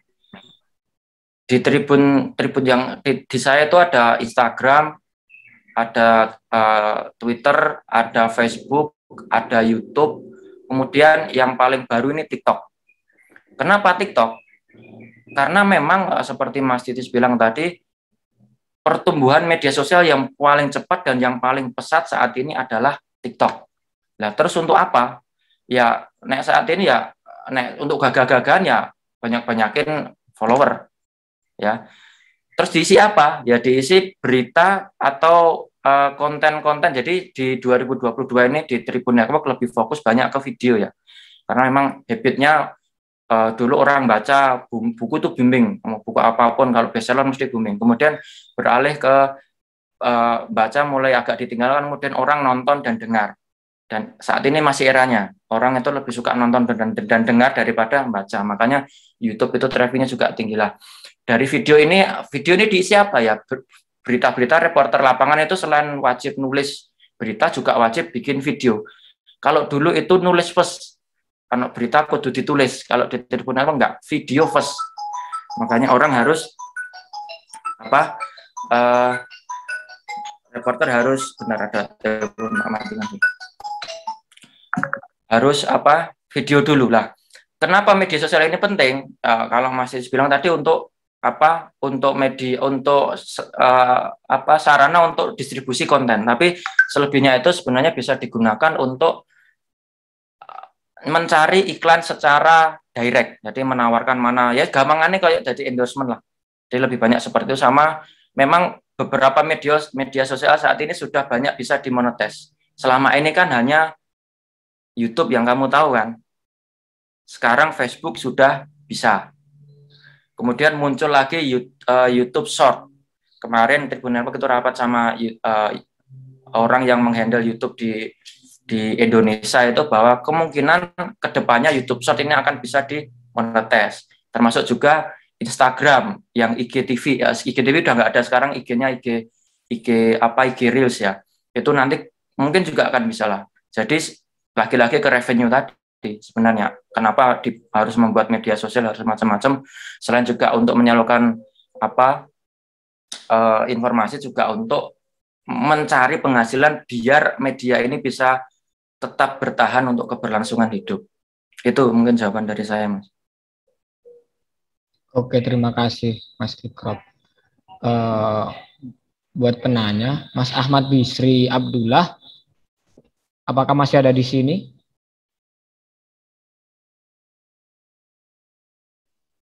Oke, sepertinya tidak ada ya. Tadi penjelasannya bisa dipakai buat teman-teman semua mungkin ya. Mas Ikrop, di sini ada satu teman kita, Izah Nur Fadila, katanya materinya sudah oke, Mas. Saya tidak ada pertanyaan apa-apa gitu katanya. Jadi ada tanggapan nih dari audiens gitu, Mas Ikrop. Tapi di sini ada satu pertanyaan, Mas, dari saya. Tadi kan banyak dijelaskan tentang clickbait gitu kan, terus ada juga tadi disebutkan angka bahwa 70% itu kita harus tentang news, tapi 30%-nya kita boleh clickbait gitu kan intinya. Tapi di sini apakah kita ketika menuliskan news itu harus ada unsur-unsur clickbait-nya juga gitu, Mas? Kayak gini, persentase itu tergantung genre ya. Karena misalnya kalau ada banyak portal yang memang genrenya bukan genre news. Misalnya apa ya? Karena banyak banget sih yang memang murni jalan-jalan, yang ada itu misalnya portal Yogjes atau apa itu ya. Itu memang murni isinya ya listicle semua. Listicle itu konten yang isinya pakai kata judul. 10 rekomendasi pantai yang asik buat ngecamp di Jogja. Kemudian 5 hotel yang harga semalam 100.000 atau malah. Memang genrenya seperti itu ya. Kalau memang seperti itu nggak news ya, ya sah-sah saja. Isinya konten-konten yang konten-konten kreatif, konten-konten SEO, konten-konten evergreen yang dikemas secara clickbait. Tapi kalau memang kayak Tribun Network, Tribun Jogja, Tribun Solo, Tribun Jateng, Tribun macam-macam, genrenya adalah news ya, seperti fungsi pers itu kan ada yang memang untuk news untuk memberitakan, ada juga yang memang itu untuk hiburan lah. Kalau news kemudian banyak hiburannya, ini kan jadi masalah. Kamu ini portal apa sih? Jadi sisi-sisi sebagai pilar keempat demokrasi ini jadi masalah. Makanya harus pinter-pinter biar ada agak enggak dominan. Nah, terus apakah konten berita lapangan itu harus dikemas clickbait? Saya pikir enggak. Kalau kunjungan menteri terus kamu bikin wow menteri ini apa gitu kan jadi masalah juga. Jadi guyon loh. Oh iya, acara serius, acara kenegaraan kok jadi gojekan, ini jadi masalah nanti. Tapi kalau yang paling menarik di situ ada apa, itu silahkan. Contoh misalnya yang tadi malam taraweh di Masjid Kampus UGM ya, kan ada Ganjar tuh ngisi. Ya seremonial misalnya Ganjar ngisi kuliah umum di kuliah umum, ngisi kultum di Maskam UGM lah. Ternyata di situ ada beberapa fenomena menarik.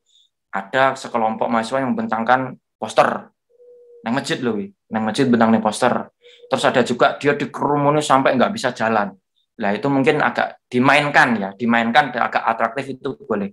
Tapi di kami di Tribun Jogja, reporter lapangan itu tidak disarankan atau nuwun sewu agak semi-semi haram lah. Haram membuat judul yang clickbait. Reporter lapangan loh ya, yang mereka yang di lapangan. Ya biasa saja. Lah terus gimana?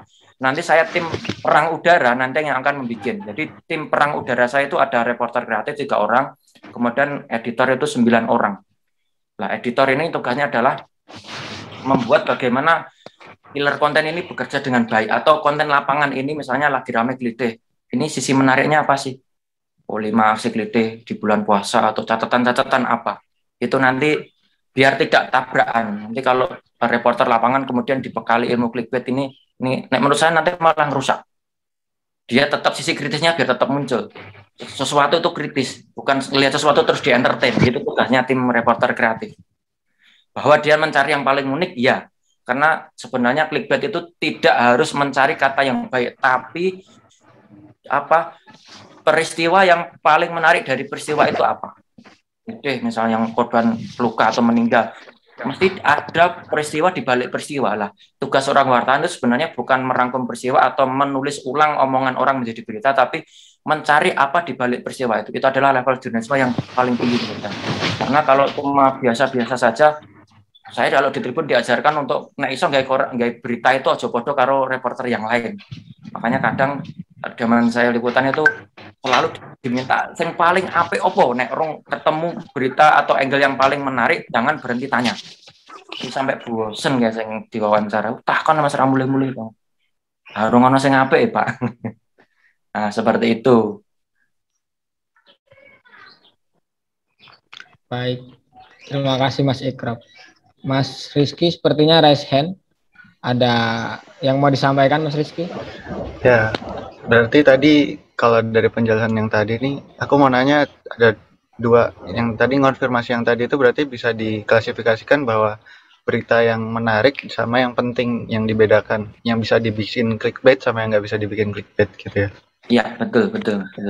Terus kalau pertanyaanku ini sih kayak lebih ke tadi itu yang bounce rate apa ya? Bounce rate, rasio pengentalan. Jadi kan kalau resikonya pakai clickbait itu kan, kalau aku kan dari perspektif seorang pembaca gitu ya. Ketika ada beberapa berita yang menggunakan clickbait dan isinya pun atraktif, kalau kata Mas tadi atraktif, terlalu beda jauh dengan judulnya atau judul yang clickbaitnya itu kan tidak sesuai dengan apa yang disampaikan di judul itu, dengan emang iming-imingan clickbaitnya itu tidak sesuai isi kontennya. Nah itu kadang sebagai pembaca itu punya rasa kecewa gitu. Dan ketika melihat judul yang lain, misal dari Tribun gitu kan, walaupun kontennya itu isinya benar sesuai dengan judulnya gitu, yang clickbait itu, tapi ketika sudah baca judulnya clickbait itu udah pasti nanti isinya udah nggak sesuai nih gitu, kayak udah pembaca tuh rasanya ada trauma tersendiri gitu. Nah itu Tribun itu ngatasin itu bagaimana gitu ketika pembaca itu ada yang rasa trauma dengan clickbait judul-judul clickbait seperti itu gitu. Oke, gini Mas. Jadi kalau nanti kamu nulis ya, kamu jadi penulis atau punya cita-cita jadi reporter, terutama reporter kreatif, menulis konten itu sebenarnya di-create untuk bisa dibaca oleh satu mesin, dua orang. Lah, mesin sama orang ini beda. Habitnya beda.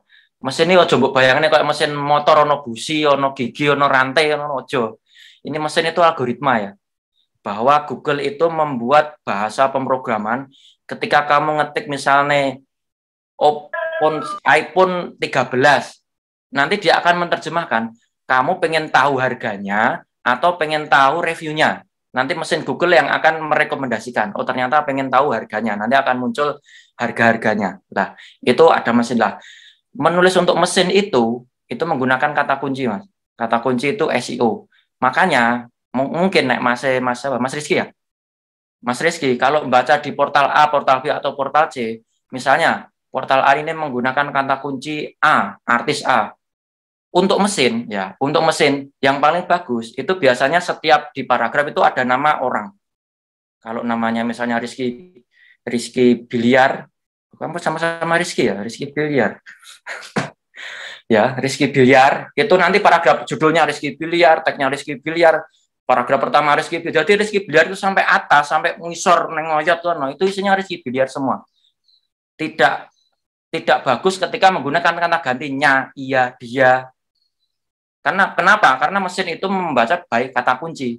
Nah, celakanya ketika tulisan itu didesain baik kata kunci, dibaca orang tidak nyaman. Iki piye sih? Opo sih? Diulang-ulang wae, siaran langsung live streaming, live streaming nang ngono neh. Jajalan tok hitungan. dalam satu konten yang didesain untuk SEO itu biasanya itu yang terlalu over ya.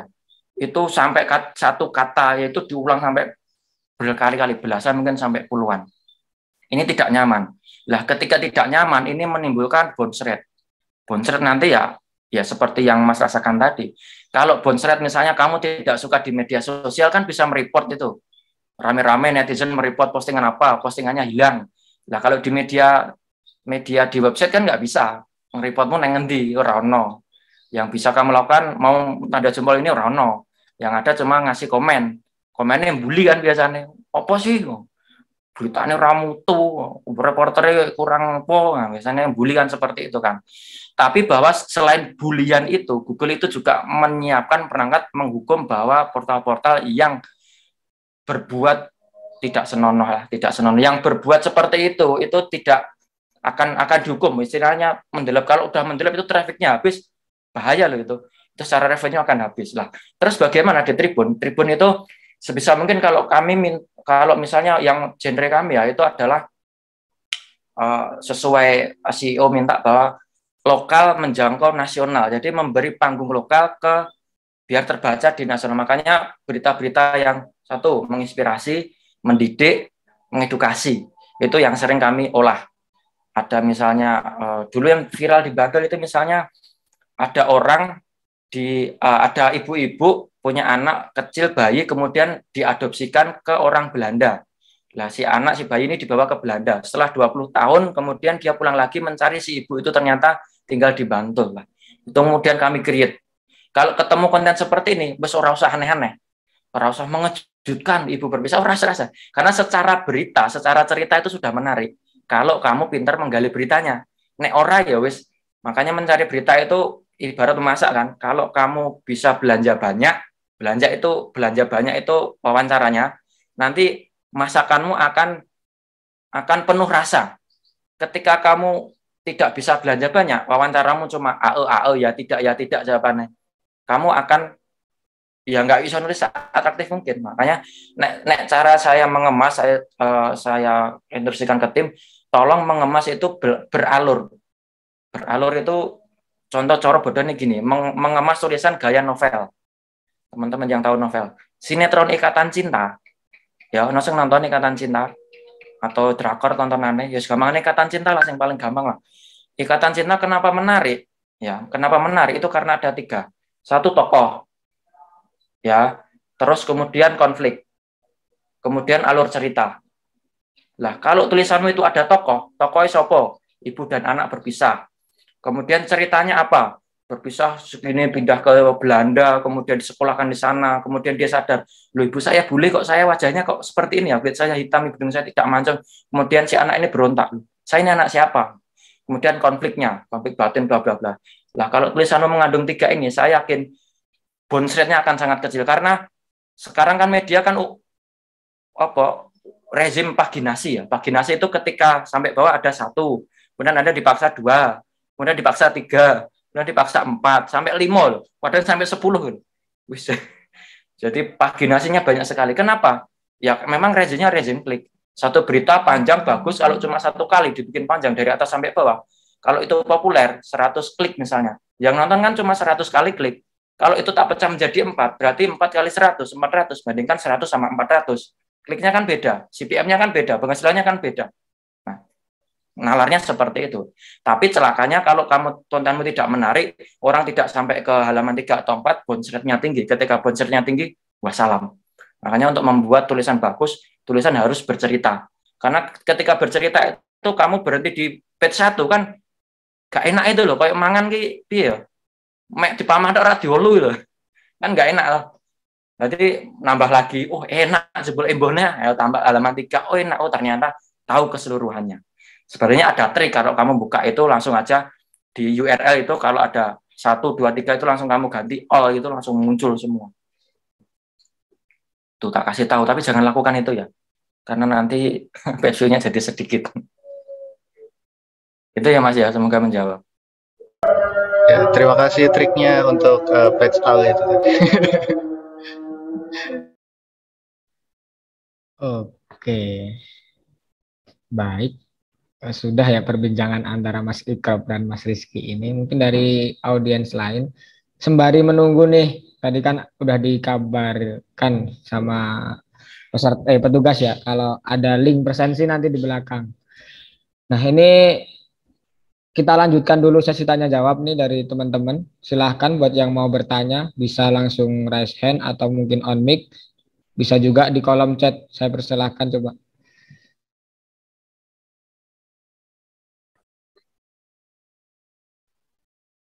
Ayo, nggak apa-apa. Punya channel Mas, channel saya kok subscribernya kayak biar mek siji ora nambah-nambah. Nah, boleh banget tuh. Karena coba dilihat Mas Ikrob Didik Nah, ini moderatornya dewe kayak gitu YouTube tapi subscriber nambah-nambah. waduh, saya lumayan subscriber saya Mas. Sudah 8. Enggak satu lagi. 8 kuwi ayang, terus adimu, terus masmu, tidak keluarga. Tidak terdeteksi juga kok Mas. Ya buat audiens ya, ini Mas Ikrob ini sekedar informasi aja. YouTube-nya sudah ada 12.000 subscriber. Nah, jadi bisa nih yang mau belajar YouTube tadi udah dipersilakan sama Mas Ikrob. Mungkin ada yang mau tanya gitu.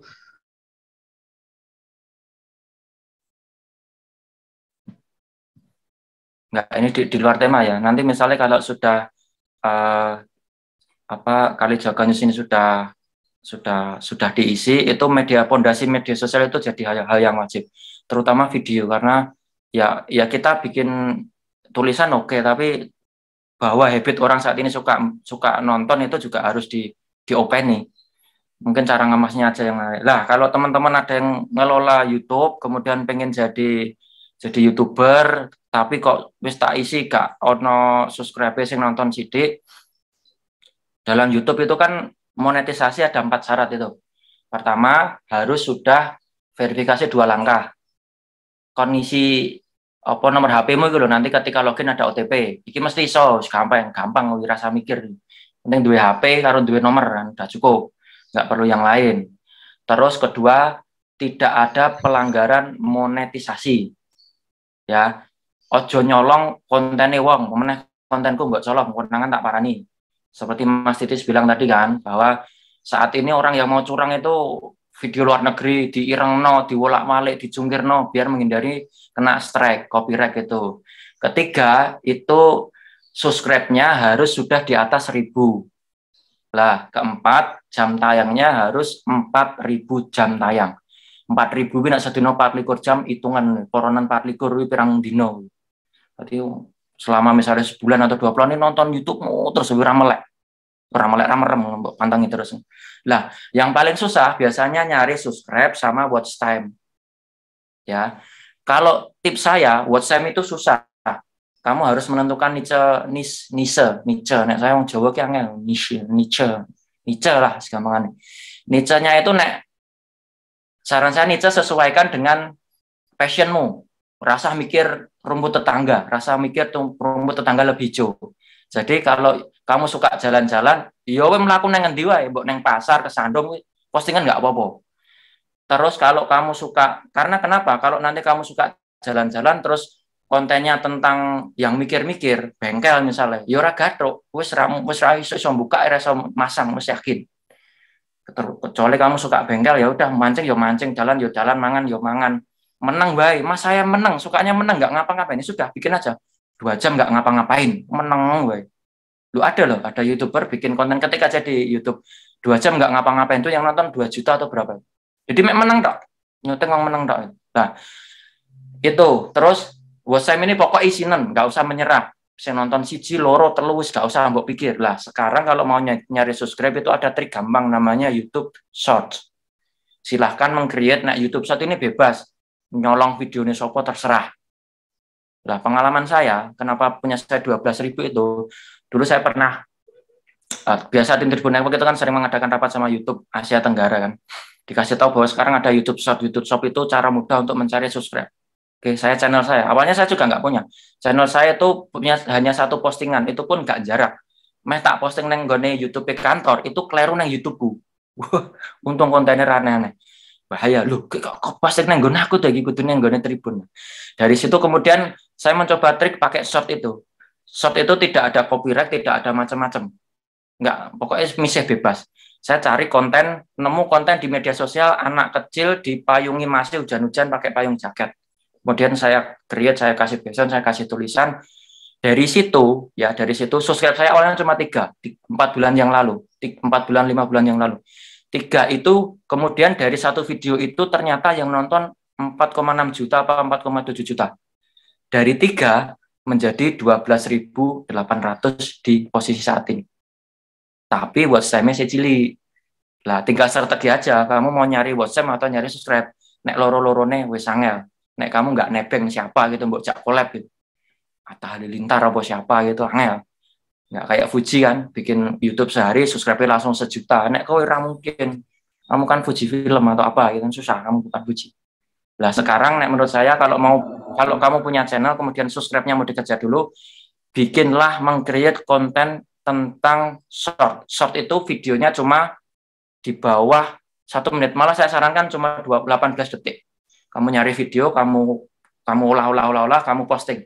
Udah, nanti yakin sesuai dengan genremu. Nek mancing yo nyari video siapa tentang mancing, tapi kamu kasih sumbernya biar tidak melanggar, biar menghormati yang bikin video. Dan nanti insya Allah sudah mau nambah. Ya. Mohon maaf Mas Ikrop, ya ini karena waktu yang terbatas. Oke. Mungkin ada kata-kata terakhir atau apa pesan buat audiens gitu dari Mas Ikrop, dipersilahkan closing statement-nya Mas. Oke, ya karena ini kebanyakan mahasiswa ya pesertanya ya. Kalau mas-mas mbak-mbak minat jadi wartawan, itu tolong pikir ulang. Kok pikir ulang? Ya seperti Mas Wimucus bilang tadi kan, Mas Jedis bilang bahwa nggak ada wartawan yang kaya raya. Ya cukup, butuh apa cukup, pengen tuku mobil cukup, pengen tuku rumah mahal cukup, ya itu ya cukup lah. Tapi saat ini memang kalau kami nyari wartawan lapangan itu kecenderungannya peminatnya sedikit. Anak-anak milenial tidak suka. Tapi potensinya saat ini kalau kamu pengen menjadi publisher, menjadi kompetitor kami. Publisher kamu kan juga kompetitor kalau bikin konten kan, sama-sama bikin konten. Itu silahkan mulai dari sekarang. YouTube-nya digunakan, ojo memposting selfie agak bengkok ke kiri atau senyum 15 cm atau apa. Saya pikir teman-teman harus menaikkan level kecerdasannya. Itu cah SD, cah SMP wis dolanan ning ngono nek cah kuliah kira tok smart sithik lah. Bikin untuk monetis, bikin konten yang bermanfaat, bikin konten yang mendidik, bikin konten yang lucu-lucu, nanti bonusnya adalah bisa dapat endorse, bisa dapat monetis. Tapi kalau pengen minat jadi wartawan, saat ini memang trennya adalah jadi konten kreator. Teman-teman harus banyak tahu. Syukur-syukur tahu dalam satu hal. Misalnya suka drakor ya, drakor itu dari A sampai Z paham. Kalau saya pakarnya Sheila on 7 ya, karena saya fan berat Sheila on 7. Mulai dari duta, anak sopo, jenengi sopo, lahir tanggal piro, ukuran sepatu piro, saya paham semua tentang personal Sheila on 7. Nah, ketika paham tentang satu bidang itu akan menjadi nilai plus. Dan saya yakin pewawancara kamu juga akan tertarik untuk merekrut kamu menjadi seorang konten kreator atau menjadi seorang wartawan. Gitu Mas, matur nuwun. Oke, terima kasih Mas Ikrop sudah menjadi pembicara ketiga di acara workshop ini. Baik, kepada semuanya yang sesi kedua ini sudah selesai. Mohon maaf, saya sebagai moderator apabila ada kekurangan, kesalahan, baik tutur kata, tingkah laku, saya mohon maaf yang sebesar-besarnya. Terima kasih sudah mengikuti sampai sekarang. Saya kembalikan kepada MC. Wassalamualaikum warahmatullahi wabarakatuh. Baik, terima kasih kepada Mas Nobiul yang telah memandu sesi kedua tadi, yaitu pembacaan materi kedua materi ketiga dan materi ketiga dan keempat. Betul sekali Kak. Betul. Udah siang ya, dari pagi sampai siang. Secara semangat ya. Nah, oke teman-teman. Jangan lupa ya untuk mengisi presensi di kolom chat yang udah dikirim oleh panitia, dan teman-teman harus wajib ya mengisi presensi. Ya, wajib Kak. Karena untuk mendapatkan sertifikat melalui presensi tersebut. Baik, dan teman-teman juga mungkin ini ya, pernah dengar nggak sih? Ya, Kali Jaga News Kak. Kita ingin menginformasikan kepada teman-teman tuh yang tertarik dengan bidang jurnalistik gitu. Teman-teman bisa banget tuh Kak join dengan komunitas kami, Kali Jaga News. Nah, Kali Jaga News ini merupakan salah satu divisi Betul yang sekali. ada di laboratorium KPI, betul sekali. Bagi yang suka menulis nih atau yang tertarik dari jurnalistik, boleh banget nih bergabung di Kali Jaga News. Nanti ada pembimbingnya nih, ada Pak Irawan, ada Pak Sino, gitu. Pokoknya dosen-dosen yang jago banget. Yang udah luar biasa gitu, nggak diragukan lagi gitu kemampuan jurnalistiknya. Oke, teman-teman, mungkin sebelum kita menutup workshop pada siang hari ini, kebetulan juga sholat zuhur ya, mungkin kita bisa foto bareng dulu ya, ya. Mungkin teman-teman yang belum on cam bisa on cam dulu ya, Kak. Ayo, teman-teman. Mungkin yang teman-teman bisa ciciran dulu gitu, mau touch-up dulu gitu, mau make upan tipis-tipis gitu, Kak. Ya, pakai jilbab dulu, make up tipis-tipis gitu, biar ya fresh gitu, Kak. Oke, teman-teman, ayo silahkan. Teman-teman yang belum on cam, dipersilakan untuk on cam. Ya, betul, Kak. Bulan puasa ini harus produktif. Ya. Salah satu bukti produktifnya itu dengan ikut workshop. Ikut workshop berguna banget gitu, Kak. Iya, puasa. Oke, teman-teman, udah siap ya? Bisa kita mulai ya, Kak, sesi fotonya ya. Oke, nanti kita mulai per slide ya, karena teman-teman mungkin nggak tahu di slide berapa. Oke. Jadi kita tetap berpose. Tahan pose gitu ya, Kak. Ganti pose mungkin ya, 4 kali kan kita dapat slide. Oke, kita mulai dari slide pertama ya. Aku hitung bareng-bareng ya. Oke, slide pertama kita mulai 3, 2, 1. Oke, selanjutnya slide kedua. 3, 2, 1. Oke, slide ketiga. 3, 2, 1. Oke, masih ada lagi? Sudah cukup ternyata, Kak. Sudah cukup ya, Oke. Sepertinya sudah terseleksi alam ya. Oke, teman-teman, kembali kami ingatkan ya, jangan lupa presensi ya, dan jangan lupa join di Kali Jaga News. Oke, untuk itu berakhirlah sudah workshop kita ya pada siang hari ini.